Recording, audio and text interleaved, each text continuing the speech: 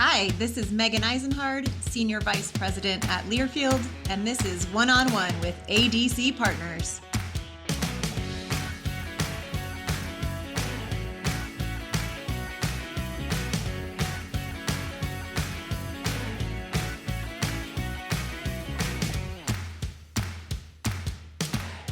Hi, this is Dave Almy of ADC Partners. This episode's guest is Megan Eisenhard, Senior Vice President at LEARFIELD, the largest media and technology company serving college sports.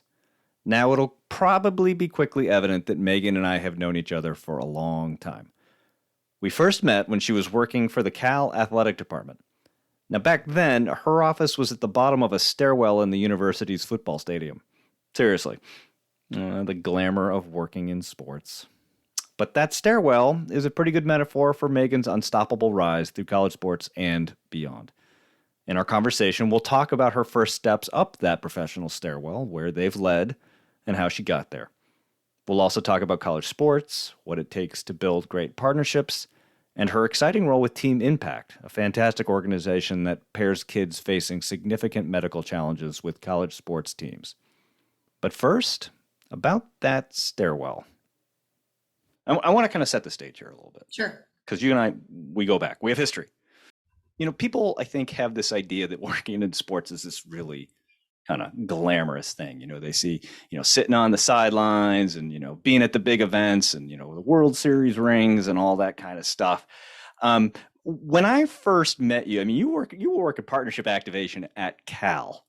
Can you talk a little bit about that work, what that first office was like? Because I think it's kind of decent overview of what it's like to get started in sports. Yeah, absolutely. So I was in their marketing department. We had just established a corporate partnership department internally. And so it was myself and my boss, Solly Fulp, who some of you may know. The infamous Solly Fulp. The infamous Solly Fulp. And we needed space. I mean, pretty classic with you hire someone and you create this whole thing and then you realize you don't have space for them. So we walked around campus and we saw that the bottom of a stairwell was wide open. There was nothing in it. And I mean, generally, as bottoms of stairwells are, generally wide open.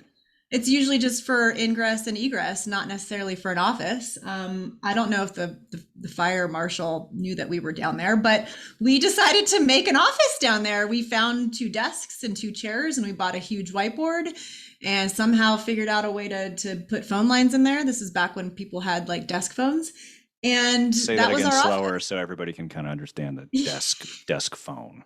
Desk phone. Yeah. Desk phone. Yes. So you were literally, not figuratively, you were literally working in a stairwell at the University of California, Berkeley. At the bottom of the stairwell. To be clear, you hadn't even ascended to the top of the stairwell yet. That would come much later after great successes. Yes. So you talk about like symbolism, and it was not glamorous. A lot of people were getting lost, just walking through Memorial Stadium, and we were the ones that they saw. There was a door at the bottom of the stairwell, a glass door, so we would get people knocking on it all the time. And then also at the top of the stairwell, it's open, it's wide open. And so people would walk in and they'd kind of look around and they'd look down and they'd yell down at us like, hey, where are the football offices? Meanwhile, we're trying to, close $100,000 deals and people are asking us where the football office and the bathroom is. So are you saying that's not conducive? There were times we had to walk outside. We also had cell phones. So it was when we had desk and cell phones. But we would have to walk outside and walk around the parking lot on our cell phones if we needed privacy, because everyone could hear us whenever we spoke because the stairwell was wide open. So your former boss, Solly Fulp, is not known for his shy and retiring demeanor. So I'm assuming that when he had a phone call in the stairwell, it would kind of resonate throughout Memorial Stadium back in those days. For sure. And then we hired another person. So there were 3 of us in the stairwell. Jeff Huffman. So he's another person that's been in this industry for a long time. So it was Solly, Jeff, and I in the bottom of a stairwell. It was ridiculous. Honest to gosh, it sounds like the beginning of a joke. Like, so Solly, Jeff, and I are in the bottom of a stairwell, and then kind of take it from there. I mean, it's like, but you're right. I mean, the symbolism of it is perfect. particularly as a metaphor, how you get started in sports, right? You're literally gonna be working at the bottom of a stairwell, and there's obviously further symbolism that goes along here too, because that's where you sort of began the climb. I mean, you started working your way up that stairwell, and you have been in college sports pretty much your entire, I think, if not pretty much Mhm. your entire career. I mean, why do you keep coming back? What makes this so compelling to you? Why do you love it so much? So I kind of fell into it when I did not have a traditional college experience. I went to a junior college to play volleyball. I went to a very small D3 school to play volleyball my junior year, and then realized, what am I doing? It was in Iowa. Love Iowa, had a great experience there, but that was not going to be my end destination. And so I went back to California my senior year and stopped playing volleyball, but loved sports. So I just happened to get an internship at Sacramento State in their college athletic department, and just kind of never left. I feel very fortunate that I've always had doors open to me, and they've all been in the college space. But if you think about college versus pros, I just find it so much more meaningful because it's more than just playing for money. Well, who knows if that'll be the case moving forward, but at least in my last 20 years, it's been more than just playing for money. There's a lot of opportunities for men and women in the college space. There's a lot more you can do to benefit the greater campus community. It's just more interesting and fun and dynamic, and it can be innovative and challenging, but it's what I know, and so I've just stayed with it. I think it's fascinating too. Like college used to be the place where you kind of had, like, if you were going to work in sports, college was kind of this, like 20 years ago, it's almost like, I don't want to put too fine a point on it, but it was like almost like a sleepy backwater, right? It was like, oh, you have the 6 football games and you got the 17 basketball games, and it's kind of easy. I defy anyone to find a part of the sports industry that has undergone more turmoil and innovation and change in those 20 years than college sports. What are some of the things that have really stood out to you as you think about your experience in college sports? Like, what do you go like, wow, like, this is so different than it used to be? Well, the biggest changes have happened in the last year, Yeah, right? I yeah, think it's the NIL legislation, the opening of more categories like sports wagering is becoming such an interesting topic. And I know it's still evolving in the pro space as well, but it's it's crazy how also the non legislation might not be the right word, but how the NCAA just kind of steps back and says, "Oh, you guys figure it out." we're done trying to figure this out. Let's go to Yeah, college. but it's so hard. I mean, there's hundreds and thousands of teams in all different levels. It's so different from, again, the pro sports leagues where you have like 28 or 32 teams. So it's Right. a little bit easier to manage. In college, it's all over the place. And so, but again, that's what makes it fun. There's always something different and new and exciting, and challenging to work on. Yeah, and we talk about college sports and change and transitions and innovation going on and sort of the macro area. But the place where you've been working in the last 20 some odd years, this idea of college sports marketing and partnerships and the way companies work with colleges and the companies who work with them, I mean, you've changed like 9 times. I'm not even being that facetious, right? You've gone from working directly at the school to working with multimedia rights outsources like ISP, and then it was acquired by IMG College, and then that's merged with Learfield. I mean, talk a little bit about that ride. Is it just kind of like hold on for dear life? Is it sort of a linear thing where, okay, each company has brings its own skills to the table? What are some of the things you've learned about all these different transitions? Yeah, so when I started, like you said, it was internal, and then I went to ISP Sports. They had won the rights at Cal. Okay, yeah. And that was interesting because I had never sold before. And so learning or taking the risk and the jump to go from partnership management and activation to sales was a little bit scary, but it worked out. So I was with ISP for 3 years, and then my husband and I decided to move to Colorado. And so I took a little break, like 6 months, and then ended Oh up boy, back. big long break. Yeah, Six big months, break. six whole months. But then, as I was looking for jobs in Colorado, the one that opened up was a position at Learfield at CU. And so, as I was figuring out if that's what I wanted to continue to do, the cultures of Learfield and ISP Sports were very similar. So, it was a very easy transition. And then I worked for Learfield for a while, and then we merged with IMG College, and then now we're Learfield, as you said. But the funniest thing is when we merged with Learfield IMG College is I saw people that I knew from my ISP days because they had stayed with ISP through the IMG merger. And the relationships that I was able to build at the very beginning stayed. And it gave me so much more familiarity and honestly respect and credibility when we merged. And I was like, oh yeah, I worked for ISP 15 years ago. I remember when you were at this school and I was at this school, and they're like, oh yeah, Megan's legit. And I think that relationship piece is really, really important. And it's allowed me to move around in addition to like the companies, the positions that I've had. I've been a seller, I've been a general manager, I've been a vice president. I led our recruiting and talent acquisition team, which was an interesting blip in this career of mine.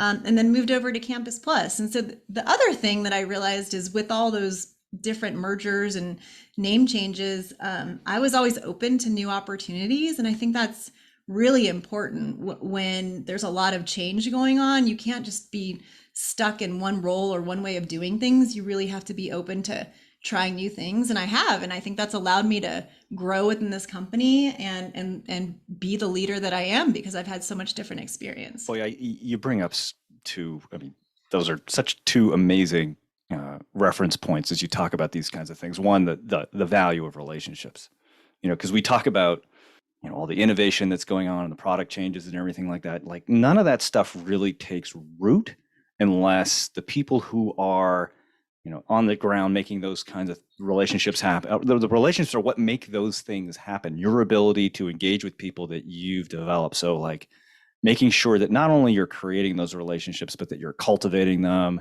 and keeping them, fed and watered and, really engaging with this is people business. Right. And so, people really want to, do business with the people they want to do business with. And the other one is actually reminds me of something that my business partner, Andy Dolan, says all the time, which is there's nothing wrong with professional hopscotch, right? You may not get the role immediately that you are looking to do, but if you're open to going sideways, maybe even a little backwards, it can put you in a position where you can excel because you never know where the next opportunity is going to come from. Yeah, it's the jungle gym analogy, right? Like I think everyone used to look at it as a ladder, but it's really a jungle gym, and you kind of move up and around, and you build this community of people outside of just the bubble of the one thing you know. And if you work for a large organization, it's so helpful to just put yourself in other people's shoes. And you do that by like being and working with new people and new departments, and whether that's staying in your department and reaching out, or actually like going and taking a leap and working in talent acquisition, even though you know nothing about HR and recruiting. But sure.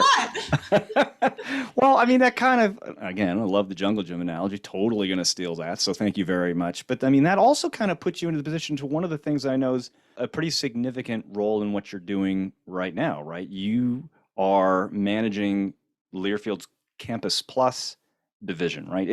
It's not athletics per se, right? I mean, so you talk about having all this experience, and then the company comes to you and says, hey, we've got this entire thing about partnerships not on campus or not in athletics. So, and you and I recently had this opportunity to work together on this Cal State Northridge and Premier America opportunity.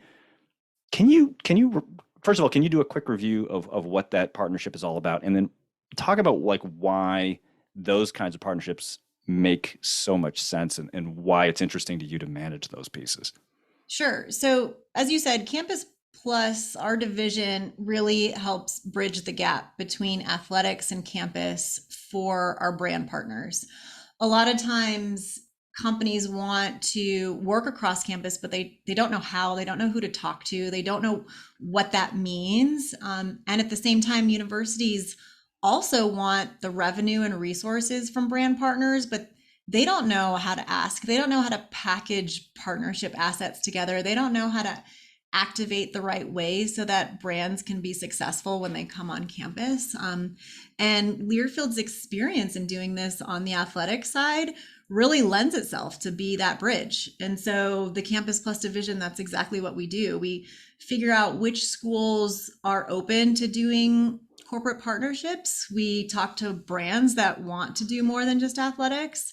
And it can manifest itself in a lot of different ways. So sometimes it's just maybe working with the rec sports division on campus because it's just a little bit easier for a brand to work in one area of campus versus the entire campus. But sometimes it could be an entire campus-wide deal like the one you mentioned with CSU Northridge and Premier America Credit Union. So with that, how that kind of started is we've been seeing success in credit unions partnering with universities, both with athletics and campus. And we could talk about that a little bit later of what that means. And so because of that trend, and because of our relationship with CSUN, we said, hey, we think there's an opportunity to build a partnership between a credit union and your campus. And we've done it before. We've shown success. Let us do this and help you figure out how to do it. And so it was a long process.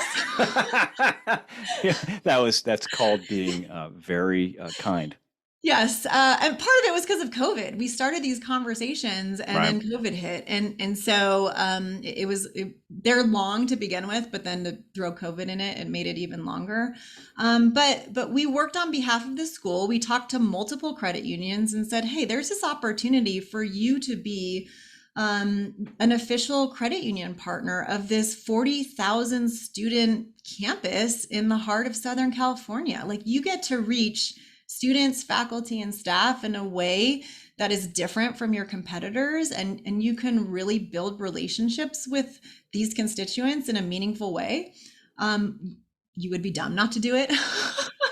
But I didn't say that, but that's what I was thinking. As someone who's involved in sales, I'm kind of thinking the don't be a dummy aspect of the sales pitch may you want to scale that one back. Exactly. And so we talked to these credit unions, and yes, they were all interested, but it was, okay, what's going to be the right fit? Number one, from a mission, values, and purpose perspective, we find that's very, very important for both the university and the brand to have an alignment in those things, because it's going to be a long-term partnership, and it has to fit.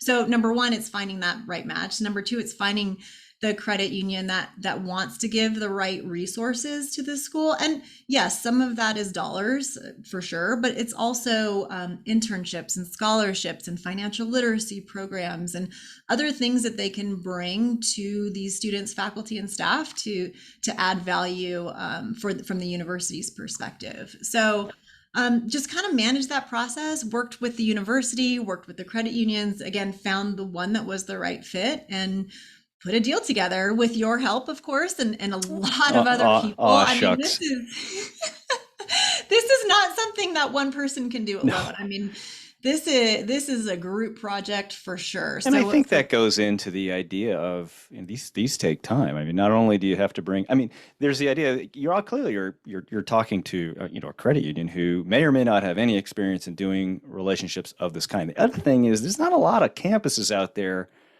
that, I mean, yeah, okay, most campuses have a lot of, history and background doing that on the athletic side, but to your point, the campuses themselves, they require a lot of, what am I getting into here? And, what are the responsibilities? And yeah, okay, that revenue stream looks kind of interesting, but they often don't understand like the full scale of what's being engaged in. I think and you and I went through a pretty significant education process with all the different parties. So yeah, that slows it down, but in the end, it's really valuable, right? Because these are complex deals, and it's important to know what goes into supporting it. So, I mean, talk a little bit about the back end of these relationships and how meaningful that is for campuses, and where do you think these are headed in the future? So from a university perspective, the resources are very important. Like the dollars are important.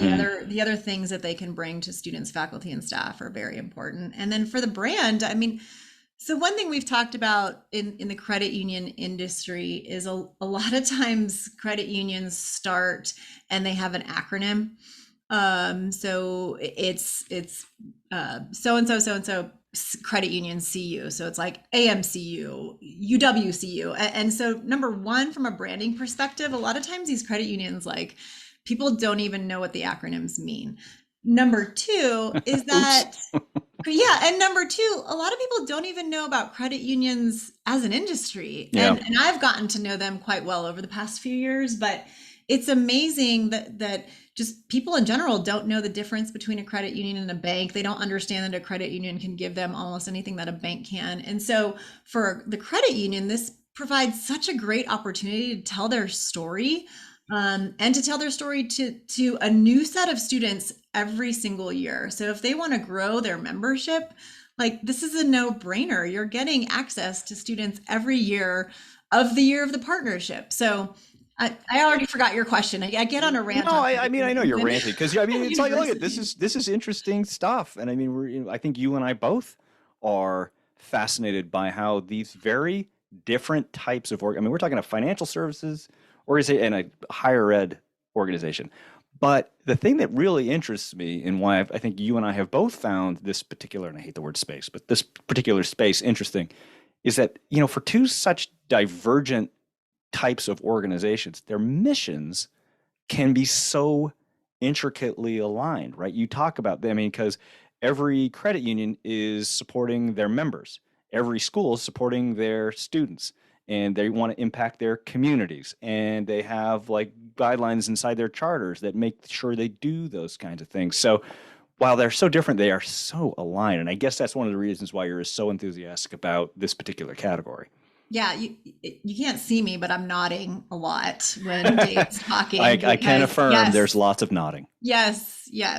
But I love it. And if you look at the past naming rights, so we haven't even talked about naming rights, which was a part of this, but if you look at the naming rights deals that have been done in the college space over the last few years, almost all of them have been credit unions. Now, there are definitely a few outliers, but there's something to be said when it makes sense for one, it could make sense for a lot more. And you're right. And I want to talk about that, right? Because I think that naming rights have been part of pro sports it's kind of integral to who they are right now. If you're a pro sports team without a naming rights partner, there's kind of a what's going on here.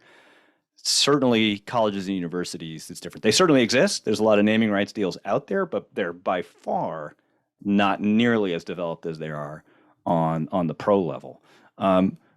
Why is that? And is there? I know that Learfield and Elevate are working together on this particular challenge. Is there like a secret sauce that you need to do to make this work? Like, how is that all going to unfold? So naming rights in the pro space, as you said, it's a given, right? Like professional sports generate a lot of revenue from corporate dollars. If you look at university and colleges, corporate dollars do make a portion of revenue, but there's a lot of it that's made through individual donors. The whole development fundraising side of college sports does not exist in pros. And so the reason I say that is a lot of these venues have a donor name on them because a donor gave money, not a corporate partner. And so sometimes it's just not an option because of the donor contribution, which is fantastic. So that's step one is where is there even an opportunity where there's not a donor name already associated with the venue? Number two, higher education is very political and there's a lot of stakeholders. Imagine that. I don't know what you're talking about. And there's a lot of stakeholders in these institutions of higher education. Not only do you have the athletic director, you have the university president, you have a system, if they're part of a system, you have the board of trustees. You have donors, you have faculty and staff. There's so many people that have a say in what happens. And nobody can see me either, but my eyes glazed over a little bit right then. Whereas in the pros, it's the owner. Yeah, the one with the one crazy owner. Maybe crazy, yes. Yeah. And so that inherently is a challenge in itself. Is like, okay, is this brand the right fit? Has this brand done anything in the last 30 years that might make the students upset? Does this brand conflict with someone on the board? Like, there's so many different obstacles when it comes to finding the right brand for a college venue. So I think that's another reason is it's just difficult. You got to weave. Yeah, you got to thread a needle. Yeah. And the third thing is when professional naming rights deals are valuated, evaluated, they have impressions based on television and on overall viewership is very, very important when it comes to the value of pro sports. And college just doesn't have the TV numbers that the NFL or other venues or other professional sports in most cases, for sure. Yeah. And so I think that's another thing too. And we don't own. Okay, another thing, I keep thinking of more reasons, is that you might want to stop. I know, right? Let's see, you can cut this out if you want, but essentially it's the TV rights in general, whereas in the NFL, they own the TV rights and they manage the TV in a way that college doesn't, because all the conferences have their own rights. There's so many games, there's so many different factors that fall into the impressions. It just makes it harder. So how then, like, talk a little bit about the Elevate piece that you're working with. And so you're working closely with them, and is this something that you're like, how do we knock down these hurdles, or is it how do we best work within the hurdles that exist? Yeah, so Elevate Sports Ventures, we announced that partnership last year.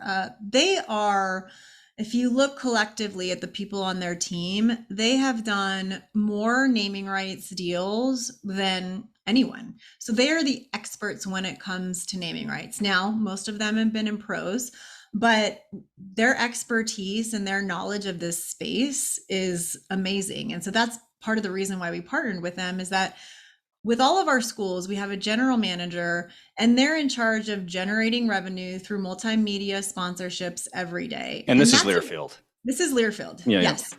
So there's two different sales. There's the going out and finding your corporate partners, and our GMs have anywhere from 50 to 150 partners that they have to find and activate and manage. Mm-hmm. And a naming rights partnership is very different than just your average corporate partnership. And so being able to tell our GMs, you have someone that you can now rely on to go help you find a naming rights partner for your school.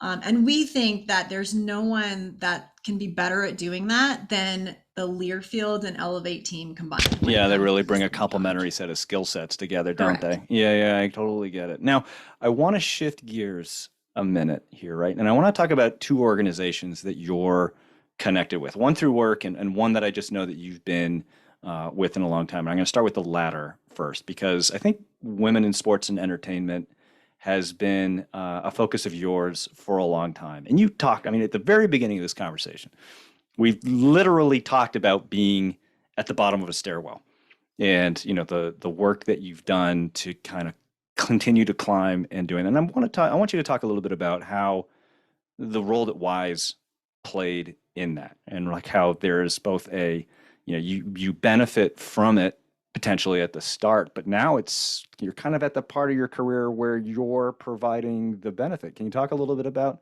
the organization and how that support network has worked for you? Yeah, absolutely. So WISE is an acronym for Women in Sports and Events. It is a organization that is chapter based. So I believe there are 25 chapters across the country. Yeah. And so while you can become a national member, the best benefit is when you're part of a chapter in the area that you live in. But their mission is to really to have programs that support women in sports and empower them. And that's something, as you said, I've always strived to do, both with WISE, but also just in general. Yeah. As you know, sports is a pretty male dominated industry. No idea what you're talking about. So connecting with women in this Yeah. industry has always been important to me. When I became our general manager at Colorado, I was 29 years old. I think I was the youngest Power 5 GM in our company, and I was maybe the only female Power 5 GM in our company at the time. Wow. And so I've always tried to find my sisterhood in this industry, whether it's in my company or outside of my company. And so when I was in Dallas, I really wanted to meet more women outside of the company. And so I was part of the founding board to start a WISE organization in Dallas, which was amazing because Yeah. I was able to meet with people outside of Learfield, as well as connect and again, be a leader within Learfield and hope to get our people signed up to be part of WISE as well. Yeah. I'm wondering, I think clearly in the last 5 years, there's been a much brighter light focus. Not just on women's sports in general, but certainly women in the front office. And I'm wondering if you feel like there's like this is the train is out of the station and it is like now we're moving and this is finally getting to the place where it's going to be. What work needs to continue to happen to make sure that train keeps rolling? Yeah, we still have a long way to go, but Yeah. it is so inspiring to see more women in leadership positions, especially in men's sports. I think we obviously should have a place in women's sports because we're women and we should have a big say in how we run women's sports. But even in men's sports too, just the value of having a diverse leadership team, not only in the way that you look, but the way that you think and the experiences that you bring to the table. It's important. And there still needs to be a lot more diversity in general. But I do think women bring a different outlook on things, especially, I have 2 kids, and I think when you're trying to balance life, and again, this is the same for men with kids as well, but being a mom and trying to figure it all out and figure out what your priorities are, having that voice and having that way of thinking that how am I going to be efficient? How am I going to do things that are right for myself, but also for like the future generation? I don't know. I think about that a lot more now that I have Well, you kids. definitely get really good at time management. I'll say that much. My goodness. But I don't think I answered your question. I still think there needs to be just more diversity in leadership. I do think there's more women getting into sales. I do think there's more women in the pipeline.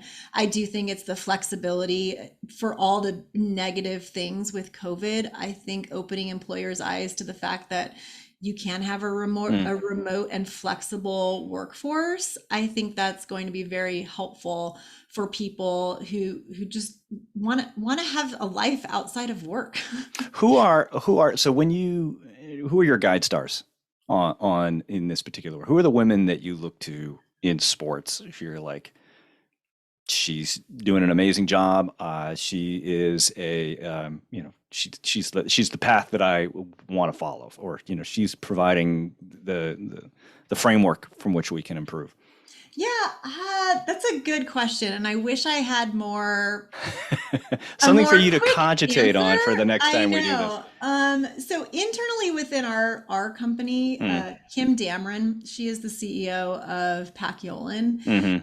And just the way that she leads her team is so inspiring to watch. She's authentically herself. She cares about her team. She just brings this like energy and passion and zest for life that people see and they follow. And I love that. And again, men can do that as well, but to see it in the representation matters. And so to see a woman leading her authentic way and having a very successful organization, that's inspiring. So I love seeing Kim whenever I see her on our internal. Yeah, men can do it too. They often get Dave Almy and his zest for life. And it's Very zesty. yeah. maybe, That's what I think of when I hear Dave maybe Almy. not in the Zesty. best ways. Okay, one other organization I want to make sure before I let you go, that you have an opportunity to talk about, because this is another part of. I mean, you're not just in charge of Campus Plus. I mean, you're overseeing Team Impact. Can you please talk about Team Impact? What's the relationship between Learfield and Team Impact? Because and it's the coolest organization, and it's such a great thing, and I want to make sure you had a moment to share that. Yeah, thank you. So we were looking for an organization that we could partner with, like a nonprofit organization. And it needed to be someone that, again, shared our mission and values as a company, that did the same, worked in the same space as us, so college athletics, and also one that was national, because we are national. And so in doing some due diligence, Cole Gahagan, our CEO, met with with Team Impact and was very impressed with who they are and what they do. So that's how the relationship started. And Team Impact, for those of you that don't know, their whole goal is to provide opportunities for children who are sick or have some challenges in life to be part of a college athletic team. If you have a child that is constantly going to medical, what's the word I'm looking for? Like Medical appointments and appointments. appointments. Thank you. Gosh, Sure. yes. You think I've been done that talking with your ear two off. boys. You're Yeah. running out of words. I get it. Yes. So medical appointments and chemotherapy and just the challenges of being exhausting. sick and being different. It's exhausting. And so when they are paired with the team and they are part of a team and they get to go to practice and they get to go to games and they get to build relationships with players and coaches, it's the light of their life at that time. And these so teams fall in love with these they kids. they do. So not only do the kids and the families benefit from this, the student athletes do, because they're learning about people who are different than them, who have different challenges. And it's really opening their eyes to just a different set of circumstances that they have maybe have never dealt with before. So Team Impact pairs these kids with these sports teams for 2 years. So a kid's on a team for 2 years and really becomes part of that team. So it's very special. We have, of our multimedia rights properties, there's 76 schools that have a kiddo on a sports team. And we're trying to grow that number. We're Wow. trying to have all of our MMR schools have at least one Team Impact match. We're also just trying to raise awareness for them so that more families actually sign up so that kids can take advantage of this amazing program. And then we're just trying to also use it as a cause marketing platform. So we want to bring in brands to this mix as well. And so they can help this program flourish too. It's got to be a just shining light part of your day to be engaged in a program that's doing such remarkable work that has, I mean, the ripples associated with that. I mean, you brought it up, right? It's not just the families and the kids who get to be part of these teams, but these athletes who are really witnessing actual struggle day in and day out. It changes how they look at their own experience on a regular basis as well. Oh, for sure. This is one of my favorite parts of the job. And I'd be remiss if I didn't mention Diley Carpenter, who really is the one who makes this program work from Learfield's perspective. She's amazing. I just kind of help her out where needed. But I mean, every time I see a Team Impact video, I start crying. And I'm starting welling up a little bit. It's like, oh, I know, it's amazing, but that's the beauty of what we can do. I think we forget that in sports, we have the power to make a lot of change and to provide some amazing memories for people. I work in sports.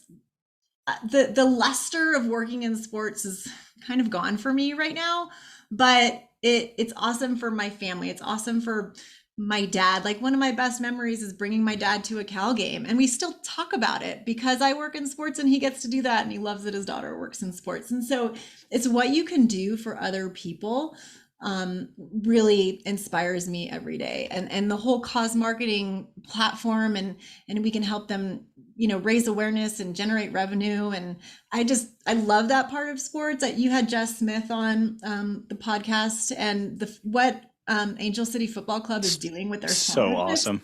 I love that. So and awesome. I wish that more organizations would take that approach because you can and because it's awesome and it's affecting so many people. So I love this part of my job. I don't know if you got credit unions and team impact. That's what I love.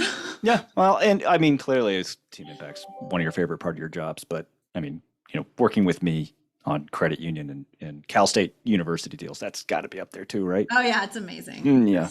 Yeah. Let's talk about the CSU system. Since you brought it up, I'm just going to make a quick reference to it. If you're listening to this and you haven't heard the Jess Smith podcast, just make sure to go back to the podcast page on the ADC Partners website. You'll find that one there. And Angel City FC, yeah, they're doing amazing stuff, and it's another great listen. Just like this has been a great listen, and it's Megan. Look, you and I, we go way back. I look back on the kinds of things that I've done in the past, and what makes them all worthwhile and valuable is just working with people like you. And so taking the time to have this conversation, it's kind of a formal way of which we usually interact, which is on usually on kind of text messages, rolling our eyes and stuff like things like that. But just really a great opportunity to sit down and have a formal chat. And so really appreciate the time. Oh, of course. And thank you for all that you do. You definitely make me laugh. You definitely help when it comes to English and grammatical things. Word nerd. Favorite parts. Yeah. Wordle. Have you played Wordle and have you played Quordle? I have played Wordle. Honestly, somebody turned me on to Quordle the other day and I couldn't figure it out. So I got to go back and try to undo that one. I have to admit, I'm addicted to the spelling bee in the New York Times, which is it's like my morning crack. Well, Quordle's my end of the night. Like, okay, I'm done with the day. The kids are asleep. And I do Quordle. So there you have it, everybody. You've got Learfield, you've got Team Impact, you've got Campus Plus, you've got credit unions, you've got Wise, and now you got Quordle. Megan Eisenhard of Learfield, thanks so much for joining us. Thank you. Thanks for having me. Thanks for listening to this ADC Partners podcast. For more information about ADC Partners, please visit our website at adcpartners.com.